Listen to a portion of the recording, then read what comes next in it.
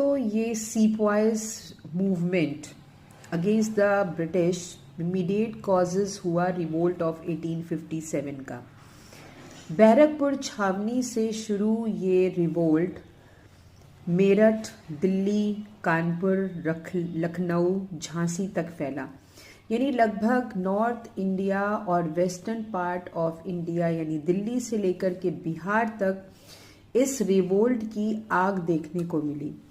मेरठ में जो सोल्जर्स ने ये मूवमेंट स्टार्ट किया था, रिवोल्ट ऑफ 1857 स्टार्ट किया था, ये वो सोल्जर्स थे जिनको ब्रिटिशर्स ने जेल में बंद कर लिया था क्योंकि इन्होंने इन ग्रीस कार्टेजेस को यूज़ करने से मना कर दिया था। दिल्ली में भी सेम टाइम पर ये रिवोल्ट स्टार्ट हुआ 1857 का।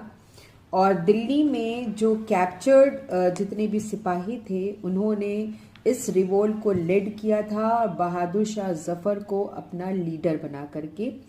तो 12 मई को सम इंग्लिश मैन को यहाँ पे मार दिया गया था और फाइनली इन सोल्जर्स ने जब इस रिवोल्ट को स्टार्ट किया तो वो भड़के हुए सोल्जर्स ने कुछ भी नहीं देखा। हालांकि दिल्ली को जल्दी ही कैप्चर कर लिया गया, यानी कि इस रिवोल्ट को कंट्रोल करने के लिए दिल्ली में सबसे पहले गवर्नर जनरल लॉर्ड कैनिंग को भेजा गया।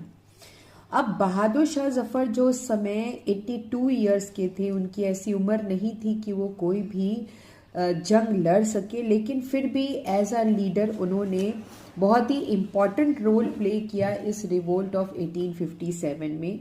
इसके बदले में गवर्नर जनरल लॉर्ड कैनिंग ने इस रिवोल्ट को यहाँ सप्रेस करने के साथ बहादुर शाह जफर के 2 बेटे और एक ग्रैंडसन को जिंदा मार डाला, यानी उनको मार करके बुरी तरीके से दरवाजे पे लटका दिया और इस दरवाजे को आज भी खूनी दरवाजे के नाम से जाना जाता है। और बहादुर शाह जफर की उम्र का लिहाज करके इन्होंने इनको रंगून भेज दिया। तो कह सकते हैं हम कि मुगल सल्तनत पूरी तरीके से ख़त्म हो गई थी। जब बहादुर शाह जफर रंगून भेजे गए तो 1862 में वहाँ उनकी भी डेथ हो गई। तो कह सकते हैं कि मुगल सल्तनत पूरी तरीके से ख़त्म हो चुकी थी। अब बात आती है कानपुर की। यहाँ पे नाना साहेब जिन्होंने इस रिवोल्ट को लीड किया था, इन्होंने कानपुर को कैप्चर किया और अपने को एक सेल्फ डिपेंड पेशवा नियुक्त किया था।